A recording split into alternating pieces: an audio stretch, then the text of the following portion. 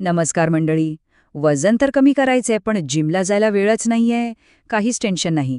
आज आपण घरच्या घरी करता येतील असे 5 एकदम सोपे आणि जबरदस्त व्यायाम बघणार आहोत. चला तर मग सुरुवात करूया. हे बघा, अनेकांची हीच अडचण असते.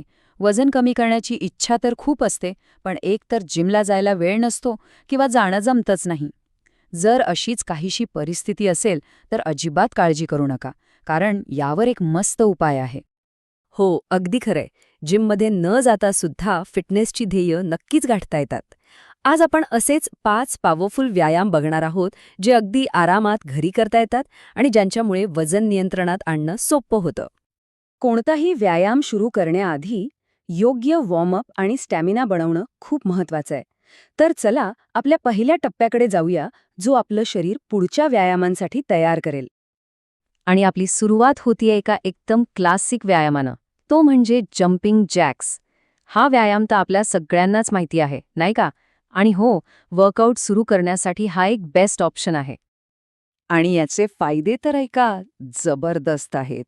जम्पिंग जॅक्समुळे काय होतं, तर शरीर मस्त गरम होतं, हार्ट रेट वाढतो आणि कॅलरीज एकदम फटाफट बर्न होतात. म्हणजे काय, तर कमी वेळेत जास्त फायदा. हे करणं तर अगदी सोपं आहे. बघा, सरळ उभं राहायचं, उडी मारताना पाय बाजूला घ्यायचे आणि हात डोक्यावर. परत उडी मारून नॉर्मल स्थितीत यायचं. बस. हे आपल्याला 30 सेकंड करायचे आणि असे 3 सेट पूर्ण करायचे.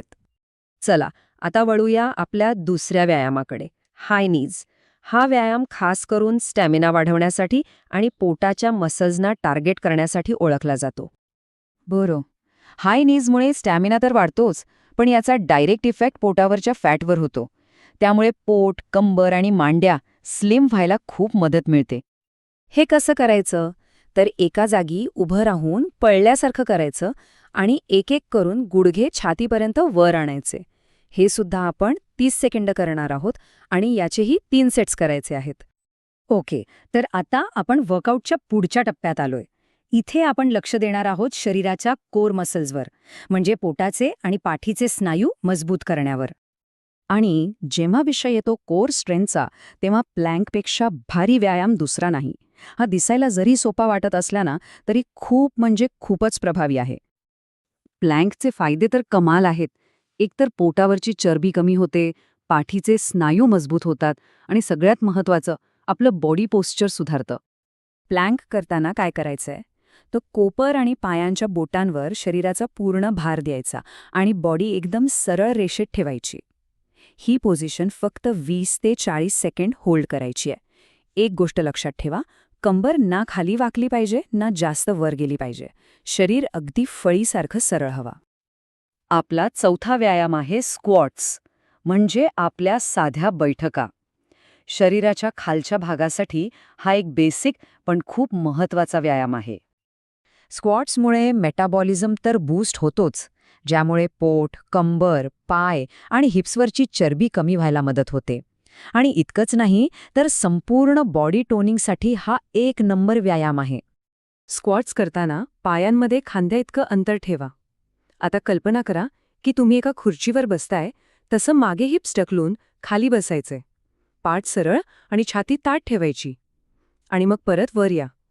असे 12 रेप्सचे 3 सेट करायचे आहेत.